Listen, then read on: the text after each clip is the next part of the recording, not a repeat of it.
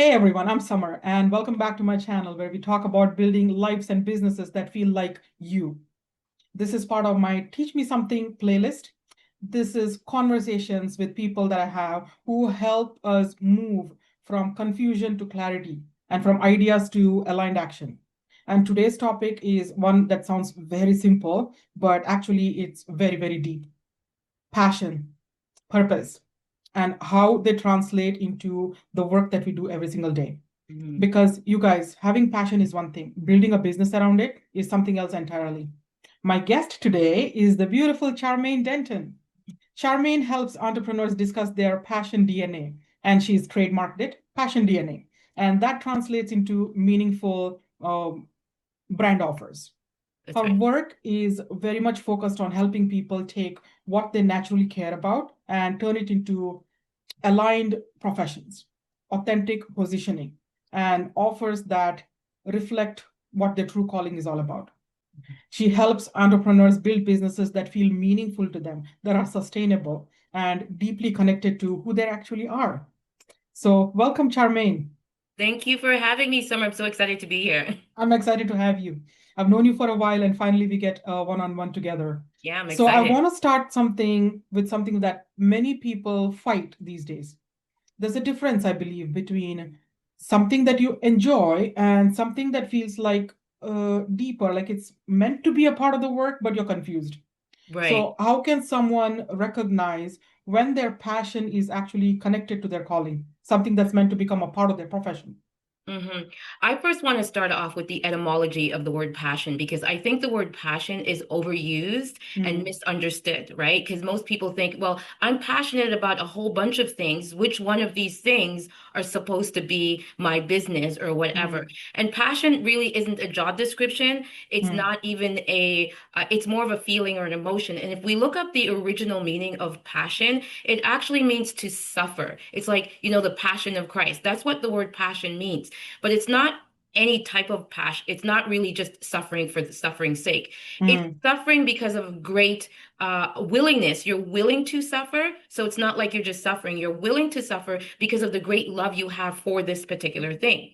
And so mm, once you understand that you're willing to suffer it through, that if you failed, yesterday, you're going to get up tomorrow and ready to go again because that's how much this thing means to you. You're willing to suffer the humiliation, you're willing to suffer the ridicule. It doesn't really matter. Right mm, there, you start to get things off your plate that you're not willing to suffer for, that it's not mm, your passion, right? And so mm. your passion is always connected to helping somebody else achieve something. It's not something, it's like I like to use this analogy that a fruit tree does not eat its own fruit. It Oh, bears fruit yes. that other people can partake from. And so it's not self-guided. So what is it that you're passionate, that you're willing to suffer for because of the great love that you have for it? And you know that if you gave it to somebody else, it would make them better off or allow them to achieve their goals. That's kind of a quick thinking process of narrowing down all of these things that you're Mm, passionate about. And then we can go from there because it has to be tangible in that sense. mm. That distinction is really powerful. Not everything that we enjoy is meant to become a business. Mm, And that was funny, the passion. I never realized passion had a different word, but there are mm, a few words that I know, like cute. We say cute, like you're so cute, but mm-hmm, cute actually started off as a word that meant intelligent. mm, How did we know that, right? acute. Yeah. He was a cute professor. Mm-hmm, So that meant he was an intelligent professor. mm-hmm, Now, people do feel that connection, imagine. They mm-hmm, often get stuck at the next step. Like, mm-hmm. I'm very passionate about this particular thing, but no clear way to turn it into something tangible. So, how do you help people take that passion and translate it into something that, like, it looks like actual offers or work that people are going to pay for? Yeah, and that's a great question because that's why people come to me. Because most people may either two things. They're either not sure what their passion is, and we're going to go through and find out what that is, Mm, starting with the definition that I told you, or they're quite sure that this is what they want to do, but they don't know how to turn their passion into their profession. That's my skill set. mm, Everyone has a superpower. Mine is to call potential and purpose out of people and mm, to, put their passion in perspective to make things happen and to get them started. And so I started having that that conversation, because just because you're good at something doesn't mean that you know how to do something with it, especially if it's a skill set that is natural to you. Anything Mm, that's natural to you does not feel like anything, right? It doesn't mm, feel mm, special. It's, mm, it just feels like, and then you tell other people like it's no big deal because you can do it very easily. So mm, that's one of the main reasons why you can't see it as a profession, because mm, it's too natural to you for you to think of an offer. Even myself, I'll use myself an example. I've always cared about other people's business and what they mm, were doing. From the time I was small, I would see a new store and I'm like, "How's it going? Did you guys just launch?" You couldn't tell me that that was a business. I thought I mm, was just being nice and sharing this stuff, but that's always the cue. If it comes natural to you, that's what the business is. My role now is to turn that into an actual offer that's connected to you. So an example mm, is a friend of mine who she launched her own line of faith-based planners. And so when I asked mm, her, why are you doing these planners? She just knew she loved doing guided planners, but she didn't see how that was like a business. It was just something that she was doing and posted, but how is it a larger business? I was like, mm, first, let's find out why you're creating these planners. Like, what's the why behind it? And so we did a session, what I call where we pull out your passion statement. And at the end, we realized that she was creating it after I dug deeper with why she was doing things to help people rekindle their relationship with Christ. So she's mm, like, oh, so if that's what I'm doing, how are we going to help people on that journey? And there it became the membership, there became the process, and it was all coming out of who she was. And so mm. I would help them create the business around that passion.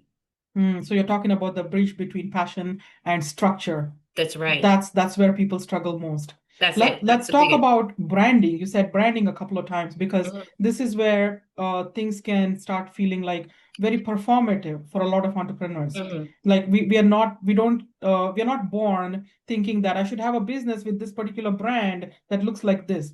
So mhm, what does it really mean to build an authentic brand in your opinion? Like a one that actually reflects who you are mhm. and the purpose, it shows the purpose behind your work instead of just trying to fit in everything that's trending. Right. And so for me, that's so up my alley, gives me goosebumps to think about it because we start off with the fact that you are a brand. You Mm, yourself is a brand. mhm, If you remove yourself and start to brand products and services and things, and it's not related to who you are, then mhm, I always just say to people, if your business was a person, would you date that? Would you date that business, right? And they're like, oh no, he's like unorganized and like what, it's like it has to be you. It has to have your qualities and so forth. So I have to go backwards. And I mm, start off with my passion DNA framework, which starts off first with identity and purpose.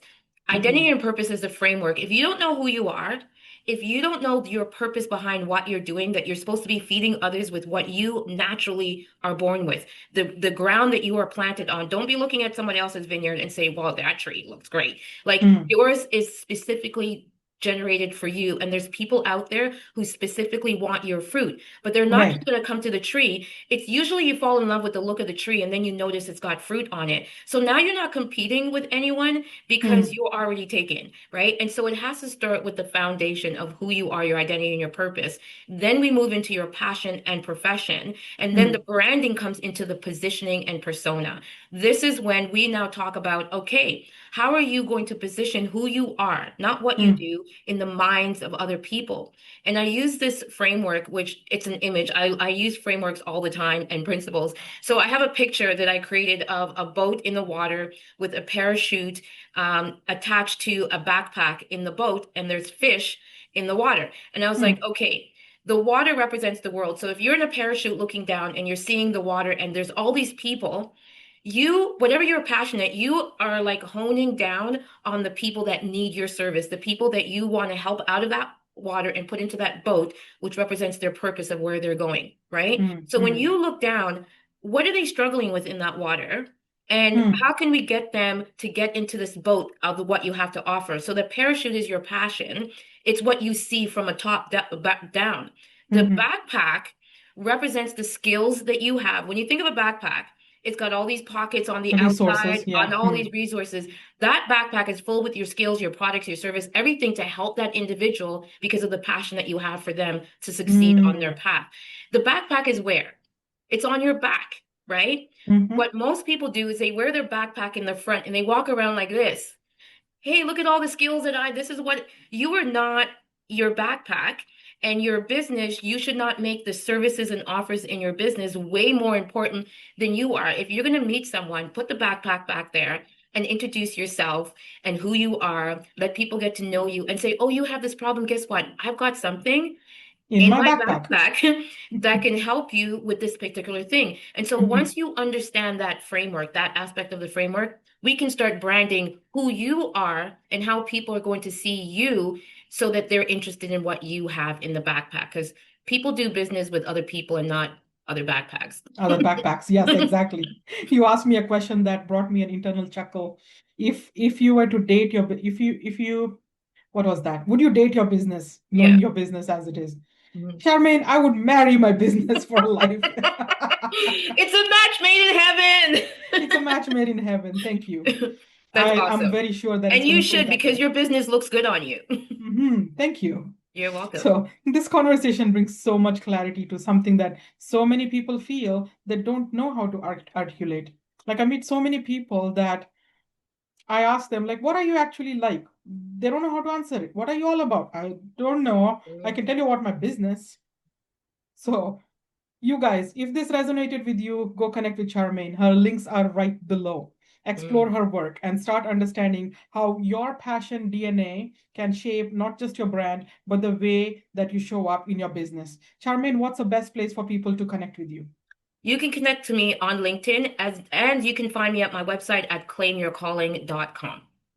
Claimyourcalling.com. And that link is also in the description below.